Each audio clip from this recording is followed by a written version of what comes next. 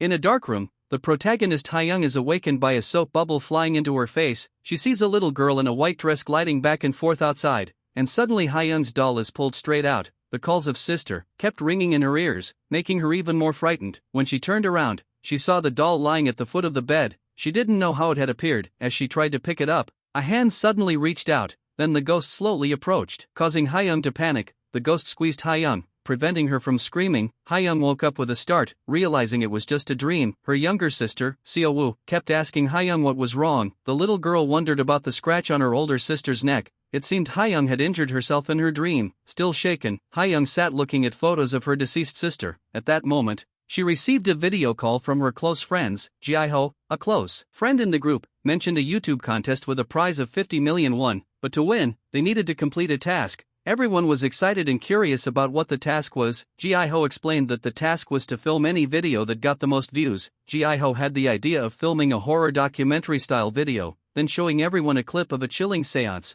Ji-ho wanted everyone to follow the seance and add details to the story to make it look like a documentary. The first person to agree was Hyung. When Hyung immediately agreed, it created a stunned silence among the others, who also agreed but seemed a little hesitant. Currently, the group has 5 members and needs one more, so Hyung persuaded her younger sister, Seo-woo, to join. After a moment's thought, Seo-woo agreed to help. That Saturday arrived, and everyone quickly gathered at the meeting point. But before going to the meeting point, Hyung didn't forget to bring along a necklace that belonged to her deceased older sister. When everyone had arrived, they all took a group photo to use as a thumbnail. At that moment, Hyung saw the ghost of the little girl from the previous day appear in the mirror, but when she turned around, it was gone. After a long day on the train, everyone finally arrived at the location that appeared in the video. It was a dark alley. Miran had heard rumors that during the Japanese occupation, this was where corpses were transported out and was known as the Corpse Cave. Before them stood the long-abandoned Singwang Training Center building. The group slowly entered, searching for the location where they had performed the seance ritual as seen in the video. Here, they discovered strange symbols and drawings on the walls, the traces of spiritual rituals involving seances.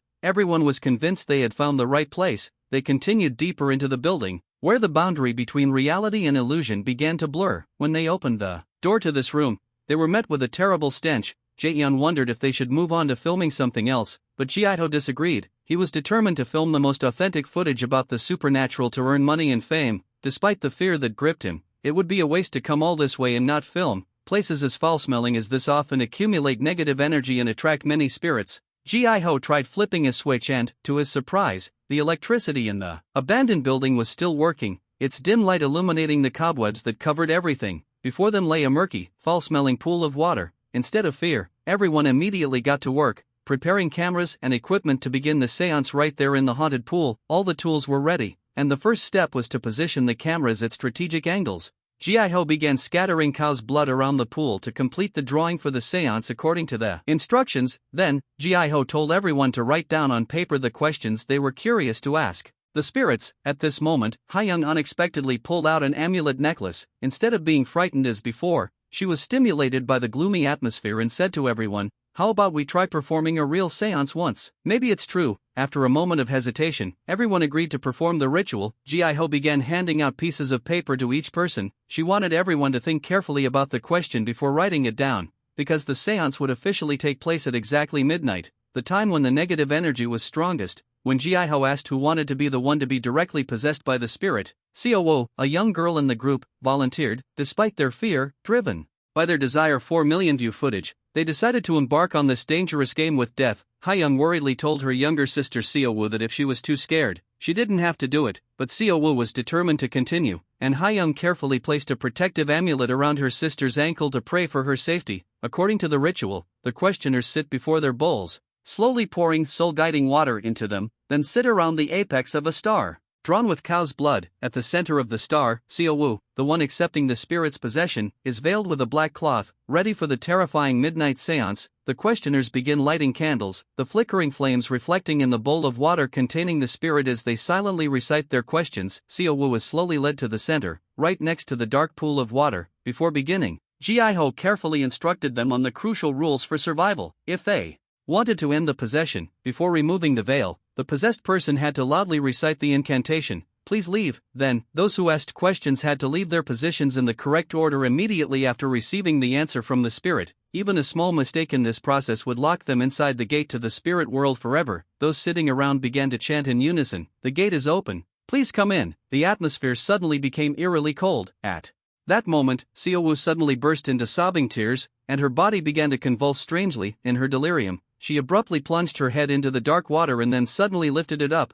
When Xiaowu removed the cloth covering her face, everyone froze in horror. Her eyes were now a deep, lifeless, ink-black color. Instead of being afraid, Jiaiho, with the instincts of a horror news reporter, quickly raised her camera to record this chilling moment, believing it would be a once-in-a-lifetime film. Suddenly, Xiaowu's hand moved continuously as if writing something in mid-air. Immediately afterward, chilling answers began to appear on the papers in the bowls of water. In Miran's bowl, the word "no" was clearly visible. However, the other three bowls belonging to Jiaiho, Haiyang, and Segu displayed the word "yes." Strangest of all, in Jaeyun's bowl, Haiyang's name appeared. As if a sign from death itself, Xiaowu was no longer herself. She began calling out to each person with mysterious numbers, a string of numbers from 662 to 666. Then, she suddenly sprang up, intending to lunge at her older sister, Haiyang, but her legs felt as if dozens of invisible hands beneath the dark water were gripping her. She collapsed, gasping for breath while the numbers continued to pour from her mouth. At that moment, blood gushed out, soaking the cloth covering Xiaowu's face. The air suddenly dropped, and the surrounding candles were simultaneously extinguished by a cold gust of wind. Before Haiyang's eyes, her younger sister Xiaowu no longer seemed human, limping and swaying like the ghost they had seen in the video a few days earlier. Seeing the situation was extremely dangerous, everyone rushed to stop her and removed the cloth covering her face. Xiaowu immediately collapsed, unconscious. Upon examination, they were shocked to discover a strange, ancient symbol imprinted on her ankle, right where she wore her necklace, as if burned into her flesh.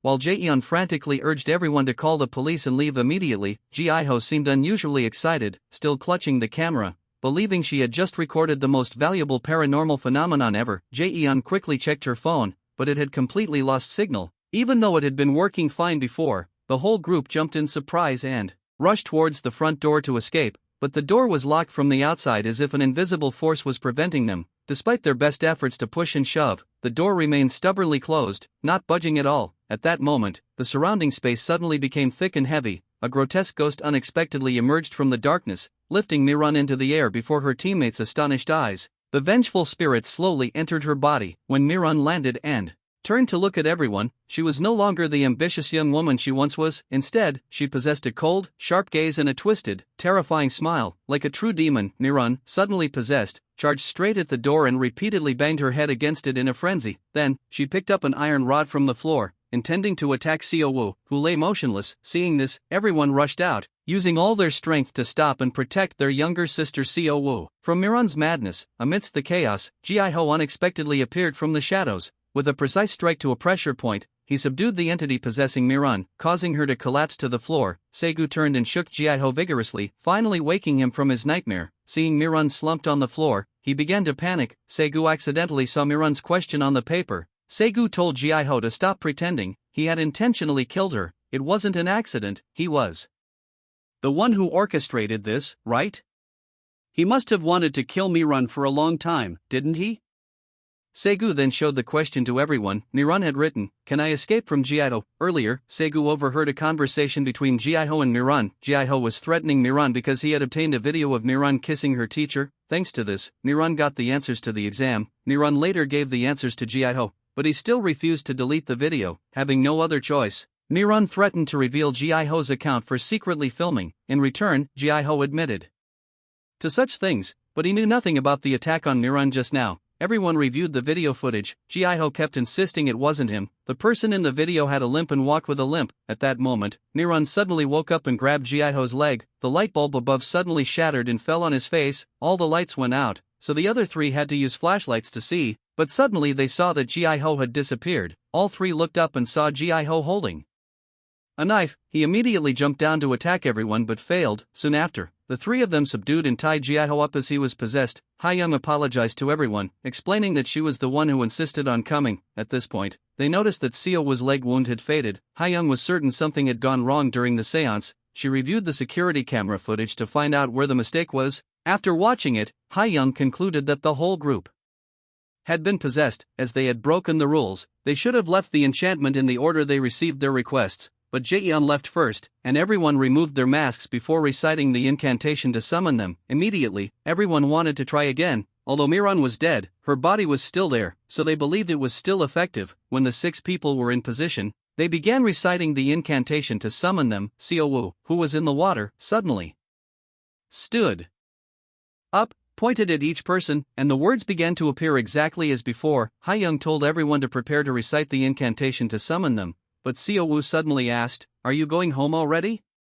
She took off her mask and said goodbye to Hayoung. The remaining 3 immediately recited the incantation to leave. Miran was the first to leave the circle, so the 3 of them had to drag her out. Then it was Jiaiho's turn. After finishing, Segu checked his phone and found it had a signal. The video had reached 500,000 views. He immediately called the police, and they said they would be there soon. Everyone could only wait for the police to arrive. There was nothing else they could do.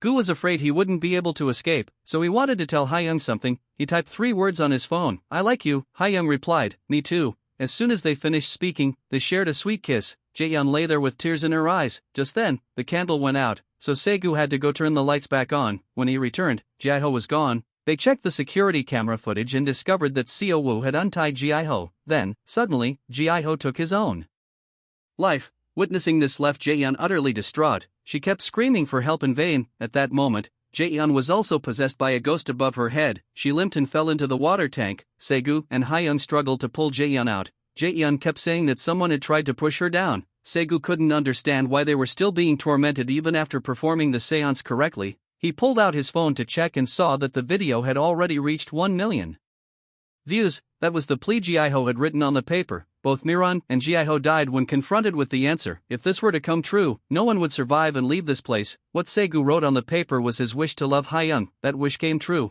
and he knew he would be next. Even so, Segu had no regrets. Jaeyeon showed Segu her piece of paper. She also liked Segu and wanted to know who he liked. Behind the piece of paper was Hayoung's name. Jaeyeon, upon learning the truth, went berserk, grabbing a knife and pointing it at Hayoung. Jaeyeon believed that killing Hayoung would break the curse and make her secret crush, Segu, hers, but Segu stopped her. Taking advantage of the situation, Hayoung used a chain to tie Jaeyeon up. At that moment, for surrounding rooms opened, sparking curiosity and questions from everyone present. Hayoung and Segu went inside to check, and at the end of each of the 4 rooms was the character for death. At this point, Gu understood that this place was specifically for necromancy. Meanwhile, Jaeyeon had freed herself and escaped. Segu used his phone to translate the Chinese characters in each room, which stated that when 5 prophecies come true and 5 lives are lost, a true body will be revealed. Segu heard a loud scream outside and ran out to investigate. He was startled to see Jaeyeon lying sprawled on a pillar. Before Segu could understand what was happening, Hayoung suddenly appeared and stabbed him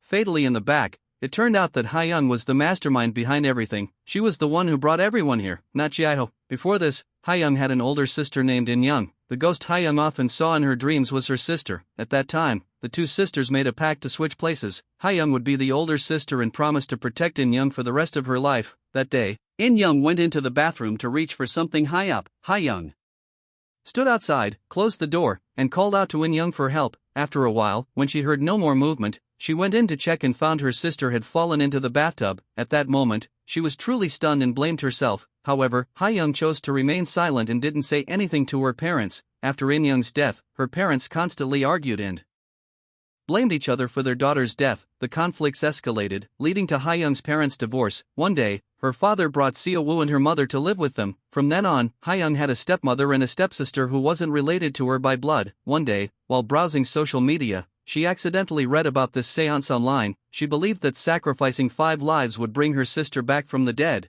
She wanted her sister to be resurrected, and that's why she lured everyone here. After explaining the whole truth to Segu, Hayoung attacked him. Segu tried to grab the necklace from Seowu's leg, and when he collapsed, that's when Seowu woke up. Seowu kept asking his sister what had happened. Hayoung didn't say a word, but put the necklace back on Seowu's leg. At this point, Seowu's body froze and became motionless. Seowu kept calling his sister's name, but Hayoung told him, "What are you to me?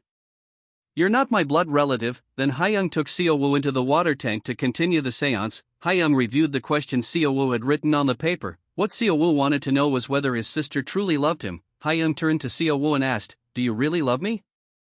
If so, then sit still so I can find happiness again, don't be scared, I'm just lending your body to my sister. Immediately afterward, Hayoung performed a seance alone. At that moment, Seowoo's arm pointed towards Hayoung, and the word yes appeared on her paper. The water in the tank began to boil, then a strange wind blew in, and the candles were slowly lit. A bubble appeared before Hayoung's eyes, and inside was the image of her older sister, In-young. Hayoung opened the bag, and it was indeed her sister. She repeatedly apologized to her sister, however, In-young couldn't understand what was happening. She still remembered falling in the bathroom, but why was she here? Hayoung promised to tell her everything when they got home, but as she was taking her away, something stopped In-young. Seeing this, Hayoung tried to remove the necklace from In-young's ankle, but at that moment, Seowoo's body was possessed by another ghost. The ghost thanked Hayoung for rescuing him from hell, then reached out and grabbed her neck, and Hayoung met the same bitter end as the 5 before her. The question Hayoung wrote was her wish to see her sister again. The answer was yes, but only if they were both in the afterlife, and so the movie Resurrection Trap concludes. See you in our next films.